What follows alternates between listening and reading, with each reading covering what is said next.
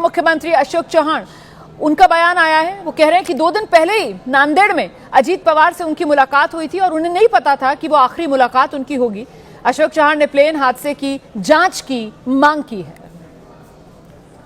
मेरे साथ महाराष्ट्र के पूर्व मुख्यमंत्री अशोक चौहान साहब खास बातचीत के लिए मौजूद हैं। जिस तरीके से निधन आज अजीत पवार साहब का हुआ है, किस तरीके से आप देख रहे हैं? बड़ी दुखद घटना है आज का। जो सवेरे ही टेलीविज़न पे न्यूज़ सुना तो बड़ा दुख हुआ और बड़ा आश्चर्य भी हुआ, क्योंकि 2 दिन पहले ही मुलाकात हुई थी। आज को ऐसा होगा ऐसे बिल्कुल लगा ही नहीं था। और एक बड़े अच्छे प्रशासक थे, महाराष्ट्र के राजनीति में एक बड़ा नाम था। मैं जब चीफ मिनिस्टर था, मेरे साथ में भी काम कर कई सालों से एक रिश्ता था जो हम लोग असेंबली में, हमारा करियर दोनों का साथ ही साथ चलता आ रहा था। और मैंने कई साल हम दोनों ने एक दूसरे को पहचाना है, जाना है और काम भी किया है। तो बस 2 दिन पहले ही नांदेड़ में आए थे किसी प्रोग्राम में शामिल होने के लिए। मैं भी उन्हीं के साथ में था, मुलाकात भी हुई, बातें भी हुई, अंत में हाथ मिलाकर चले गए। मुझे लगा नहीं था कि शायद ये आखिरी विजिट रहेगी, उनकी मुलाकात होगी। पर दुर्भाग्य है कि कुछ और ही होना था।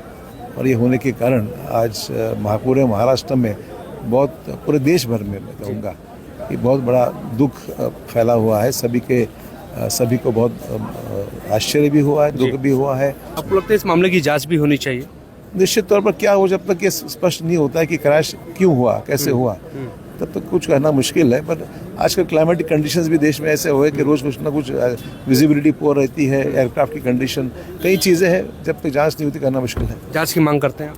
नहीं तो नेचुरली जांच मांग करें न करें होने वाली है कि इतना बड़ा हादसा हुआ है, तो स्वाभाविक डीजीसी उसमें जांच करेगा ही। देखिए, स्वाभाविक सी बात है, जब तक जांच नहीं होती है और तस्वीर साफ नहीं होती है, तब तक लोगों के मन में वो आशंका और वो सवाल बने रहेंगे कि आखिरकार क्या हुआ, कैसे हुआ। और इस बीच दूसरी तरफ बारामती अस्पताल में अब हलचल कुछ बढ़ी है। अभी आपने तस्वीर देखी, बारामती अस्पताल में वो एक बड़ा सा ताबूत जो लेकर जाया जा रहा था अंदर, और बहुत मुमकिन है कि उसी में जो पार्थिव शरीर है वो रखा जाए और उसको लेकर आया जाए बाहर।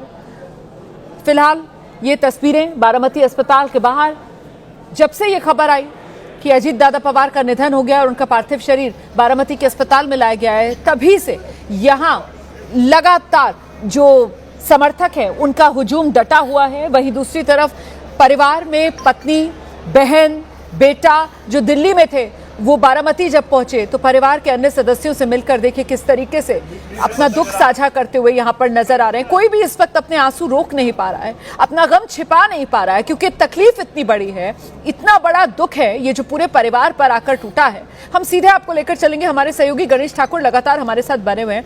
गणेश, आप बता पाएंगे परिवार में और कौन कौन है? ये तस्वीरें जो हम देख रहे हैं, ये इसमें एक बुजुर्ग नजर आ रहे हैं जो सुप्रिया सुले और सुनेत्रा पवार को ढाढ़स बंधाते हुए दिख रहे हैं। हालांकि वो खुद भी बेहद भावुक है, वो खुद भी फपक फपक कर रोते हुए नजर आ रहे हैं। गणेश जी देखिए, मेरे हिसाब से वो श्रीनिवास पवार हैं, अजीत पवार के भाई। मैं तस्वीर देख नहीं पाया हूँ, लेकिन उनके भाई हैं श्रीनिवास पवार।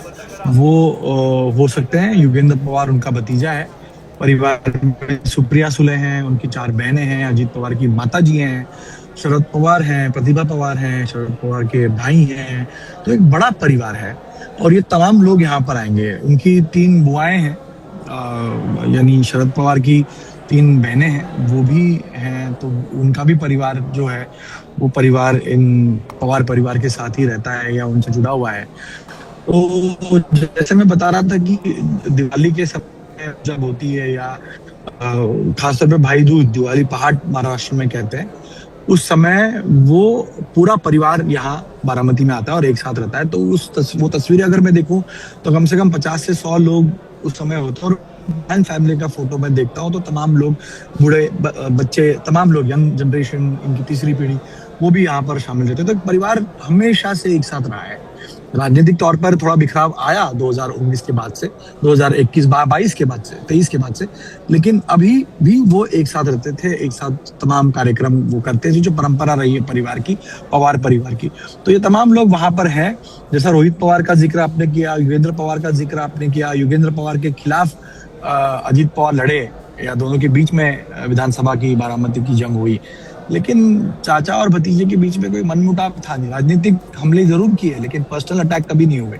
तो आज वो परिवार जब यहाँ पर दिखता है, उनके आंसू ये बयान करते हैं कि अजीत पवार उनके लिए क्या थे, पवार परिवार के लिए क्या थे। भले ही उन्होंने अपना एक अलग रास्ता चुना हो, लेकिन मान सम्मान एक चाचा के लिए, एक परिवार के प्रमुख के लिए पूरे परिवार में बरकरार था। और आज इस दुख की घड़ी में वही आंसू ये सब बयान कर रहे हैं। मैं अभी कुछ लोगों से बात कर रहा था, तो संभव है कि कुछ ही समय में पार्थिव शायद सुपुर्द किया जाएगा और परिवार के लोग उसे ले जाकर अपने घर पर, अपने निवास स्थान पे पार्थिव को रखेंगे।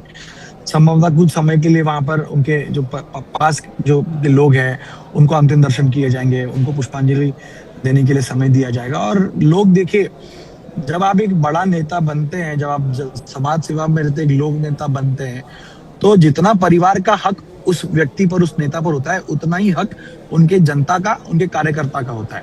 तो अगर पार्थिव उनको या कार्यकर्ताओं को या वहां के लोगों को जो उनको मानते थे, उनको सम्मान करते थे, उनका भी हक बनता है कि उनके पार्थिव के अंतिम दर्शन करें, श्रद्धांजलि दें। तो परिवार उसी तरह का नियोजन कर रहा है कि जो प्यार अजीत पवार को इतने साल में समाज सेवा या राजनीति करते हुए या इस क्षेत्र में आते हुए मिला है, वही प्यार अजीत पवार को अंतिम विदाई देते समय भी मिले, नम आंखों से ही मिले। और इस वजह से तमाम कार्य किया जा रहा है या वहाँ पर तैयारियां की जा रही हैं। इसी वजह से विद्या प्रतिष्ठान, जो एक बहुत बड़ा ग्राउंड है उस कॉलेज का, उस विद्या प्रतिष्ठान का, वो लिया गया है और वहीं पर व्यवस्था की जाएगी तमाम लोगों के लिए, क्योंकि भीड़ इतनी होगी कि पब्लिक का आना और जाना, एक उसके लिए रास्ता बनाना होगा, बैरिकेड्स लगाने होंगे ताकि किसी तरह की भीड़ आने के बाद भगदड़ की स्थिति ना निर्माण हो। तो प्रशासन इसके लिए तमाम तैयारियां कर रहा है और इसी वजह से विद्या प्रतिष्ठान ये जगह परिवार ने बताई है कि यहीं पर अंतिम कार्य करेंगे। और इस विद्या प्रतिष्ठान का पवार परिवार से एक नाता भी रहा है। पवार परिवार इस विद्या प्रतिष्ठान से जुड़े रहे हैं, शिक्षा के क्षेत्र में काम करते रहे हैं, तो ये जगह भी उनके लिए महत्वपूर्ण थी और इसी वजह से ये जगह चुनी गई है। और अभी थोड़ी देर में पता चलेगा कि आखिर आज कार्य होते हैं या कल अंतिम दर्शन के लिए उनके पार्थिव को रखा जाता है, और उसके बाद ही हम अपने दर्शकों को भी बता पाएंगे कि आखिर आखिरी विदाई अजीत पवार को कब दी जाएगी और कब उन पर अंतिम कार्य किए जाएंगे। बिल्कुल। और ऐसे में महाराष्ट्र के मुख्यमंत्री और जो डिप्टी सीएम हैं देवेंद्र फडणवीस और एकनाथ शिंदे जो हैं, वो दोनों भी मुंबई से बारामती के लिए निकले।